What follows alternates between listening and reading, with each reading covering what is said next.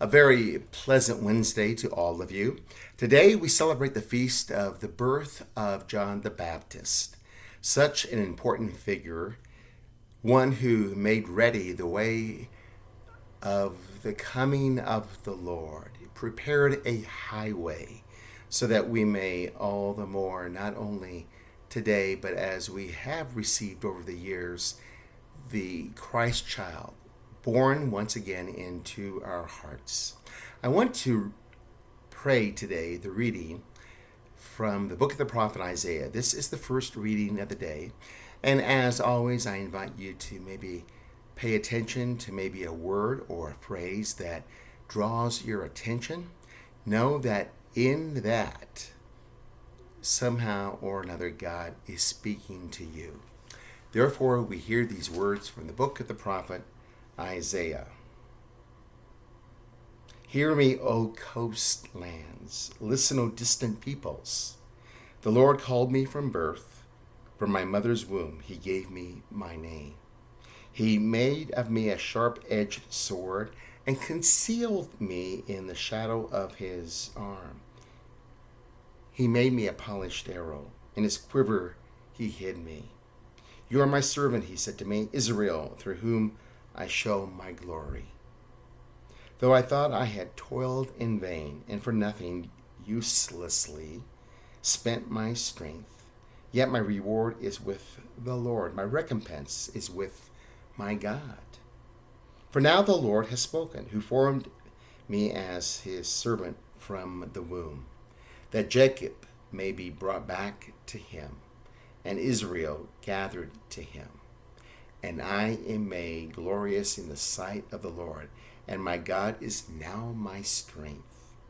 It is too little, he says, for you to be my servant, to raise up the tribes of Jacob and restore the survivors of Israel. I will make you a light to the nations, that my salvation may reach to the ends of the earth.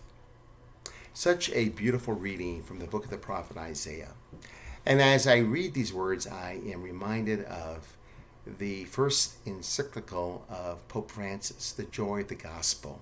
Because in that particular encyclical, it is Pope Francis who, again, assures us that we were called by name while we were in our mother's womb, to be a son, a daughter of God, to follow the Lord Jesus and, of course, the gospel, and to therefore work so that all of us, individually, collectively, can be a light to and for all of the nations.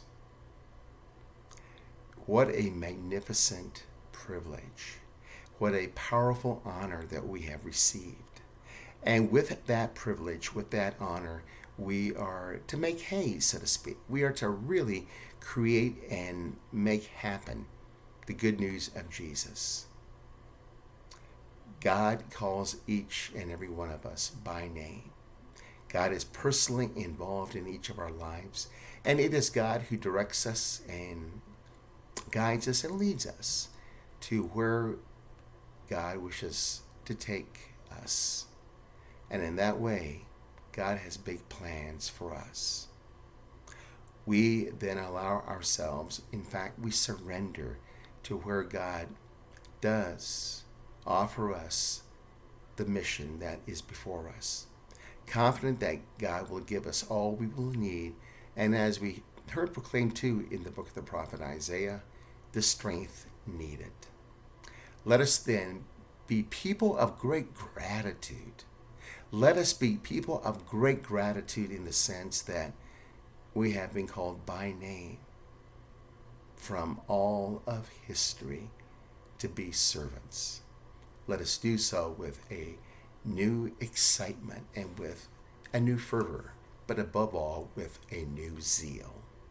Make it a great Wednesday, and I will see you tomorrow.